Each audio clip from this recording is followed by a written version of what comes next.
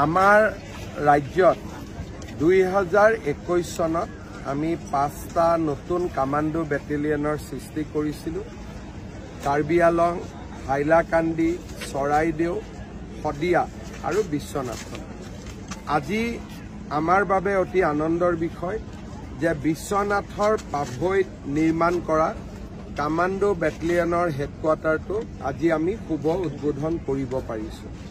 5টা বেটেলিয়নৰ আজি প্ৰথমটো হেডকোৱাৰ্টাৰ আমি বা বেটেলিয়ন যিটো কেম্পাছ তাক আমি নিৰ্মাণ কৰিব পাৰিছোঁ আৰু বিশ্বনাথ জিলাৰ পাভৈত আজি তাক আমি শুভ উদ্বোধন কৰিছোঁ। এই বেটেলিয়নৰ হেডকোৱাৰ্টাৰসমূহ অত্যাধুনিক সুবিধাৰে সম্পন্ন হৈ আছে। 400 বিষয়া আৰু জোৱান ইয়াত থাকিব পাৰিব। ইয়াতে খেলা ধূলা আৰু সামৰিক প্ৰশিক্ষণৰ সকলো সুবিধা থাকিব আৰু গোটেই কেম্পাছটোৱে এটা আধুনিক অসমৰ বাৰ্তাও বহন কৰিব। মই অসম আৰক্ষীক আজিৰ এই দিনটোত এই যি নতুন বেটেলিয়ন হেডকোৱাৰ্টাৰ এক নতুন প্ৰাপ্তিৰ বাবে অভিনন্দন জ্ঞাপন কৰিছোঁ।